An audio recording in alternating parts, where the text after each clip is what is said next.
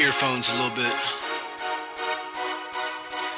Hey freak, pay me a masterpiece. Yeah.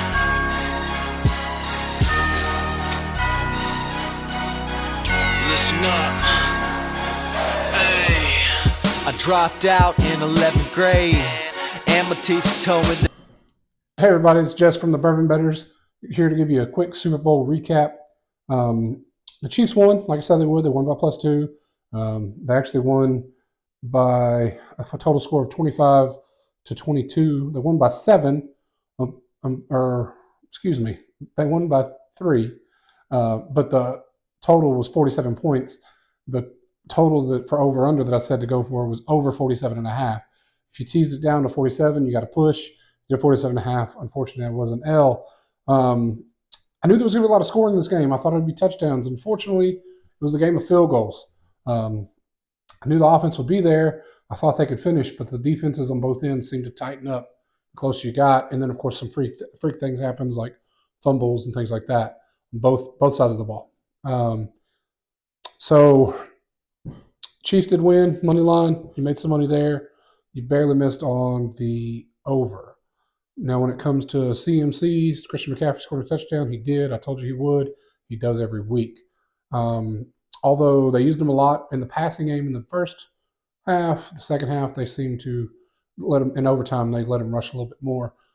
He was gashing them for your rushes in the beginning, and I think it was a mistake Shanahan kind of got away from. I know it's hard when you have that many weapons to kind of stay with the guy, but he was killing them for, it seemed like 6-7 yards of rush in the beginning of that game, and he just kind of disappeared for a while. Kelsey did not score a touchdown, came close.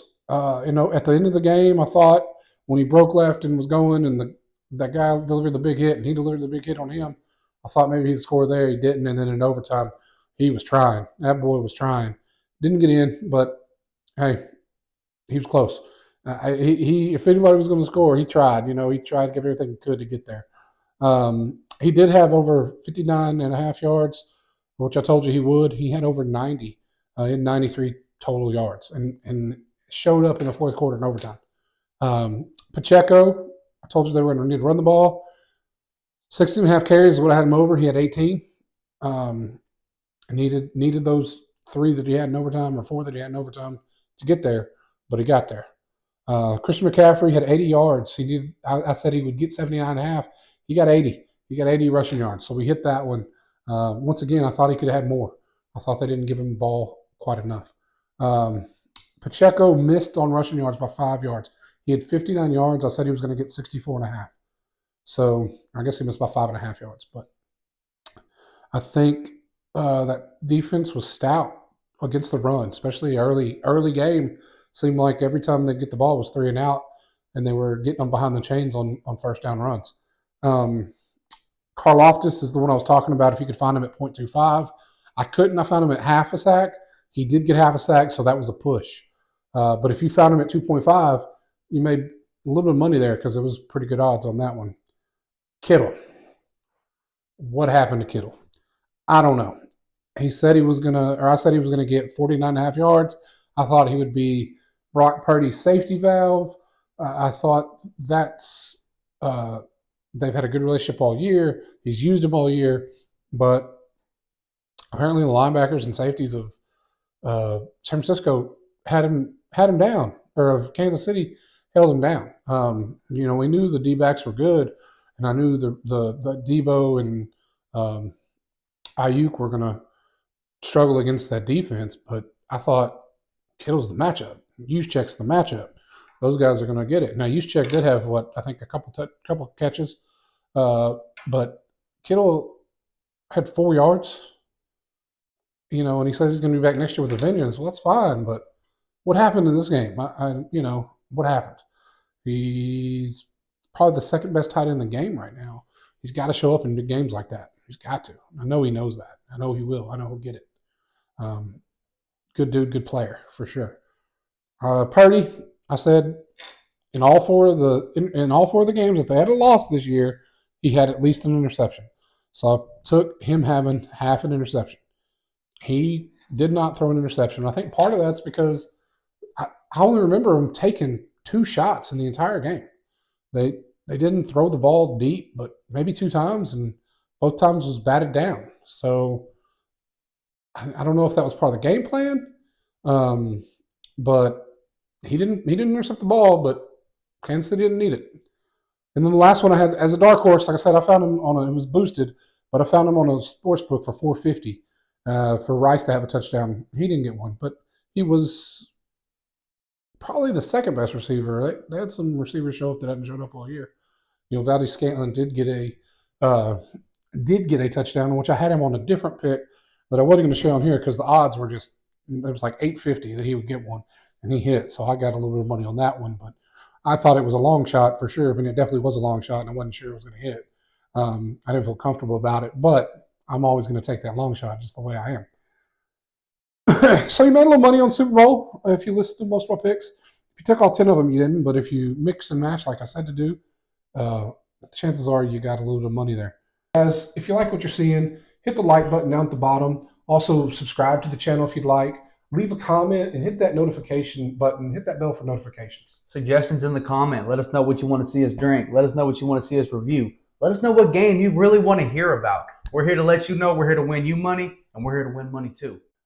Just talk about the game. It's probably one of the best Super Bowls I've seen. Went into overtime. It's only the second one to go into overtime. Good matchup. Both sides of the ball. Special teams were good.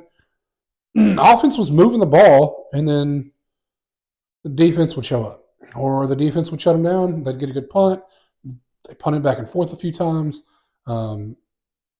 Kansas City shows up in the third, fourth, and overtime. Definitely the fourth and overtime.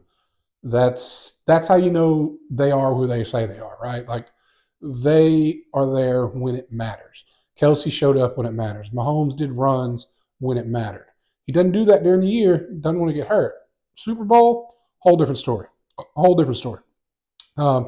Super surprised that Shanahan decided to go on offense first. I know maybe he was trying to set the tone, go out and score a touchdown and force the Chiefs to have to score, but he kicked a field goal, and you gave Mahomes 4 downs, on every drive. There's no point in kicking a field goal, so he has to go for it on 4th every down. So you're opening up that playbook just a little bit more for him. I think that was a mistake. I think that was a big mistake. So I think Shanahan got a little in his head a little bit and was a little too cute, and that's what happens sometimes. I think he'll get a Super Bowl. The man's offense is the best offense, and if him and McDaniels, which McDaniels came from him, it's just their offense it moves the ball, it gets the ball to the playmakers. It's funny because he reminds you of Andy Reid, right? Andy Reid had a 4-year stretch where he lost in the conference championship 3 years in a row and then lost in a Super Bowl. Well, now Shanahan's lost in a Super Bowl, two conference championships, and now a Super Bowl again. It took Andy Reid another 15 years before he got a Super Bowl, and now he's won 3 in the 4 that he's been in over a 5-year period of time. So will Shanahan be like that near the end of his career, or in 15 years, or will it take him 50 years? Will he come back next year? That's what we have to see. Both those teams, if you go on Sportsbook right now, the Chiefs and the Niners are the 2 biggest Super Bowl favorites for next year. So I think next year's in New Orleans. It's kind of close. We'll see if we can't go. Well, we'll try. I'd love to go, but we'll see what happens. But just the Bourbon Betters, just quick review of the Super Bowl. I hope you enjoyed it. I hope all the 14-year-old girls out there enjoyed Taylor Swift and helped expand the game. It's what we need. As a girl dad, I love the fact that girls are being introduced to the sport and can spend time with their dad. So anyway, I want to thank you for watching. It's Jess with the Bourbon Betters. You'll have a good day. Heard about the past and just how fast it turned around. Really turned the town to ash and used my cash to burn it down. They ask if it's a curse, rewind the track and learn just how we jerked the game about the hearse and nursed it back to perfect sound. Every person from my past that turned their back just turned around. They keep asking for a handout as we laugh and turn around. Just so happens we're exactly like you have to practice being. We've been acting like a heathen since they slapped us into breathing. I apologize to Mom for all the nights and days she wasted, crying, praying for a time I finally find a dream and chase it. I surprised her with a change, so believe it, I portray it. It's a promise I accomplished, I can even sign and date it. So relieved I finally made it, rhyme and redefine it daily. They can hate us all they want, I'm trying to lead the blind to safety. Yeah, and we want the fame and fortune for the years of tasted tears, forced to face the pain and torture, paint the portrait plain and clear. And I come from a place in the sun I know some won't ever see, won't ever see. And I'm ill, so I ride with the steel, cause the real few and far between, few and far between. All alone in the world so cold, I know some say I'll never learn, say I never learn. I spit fire and I bleed whiskey, won't you please just let me burn, cause I'll burn it down.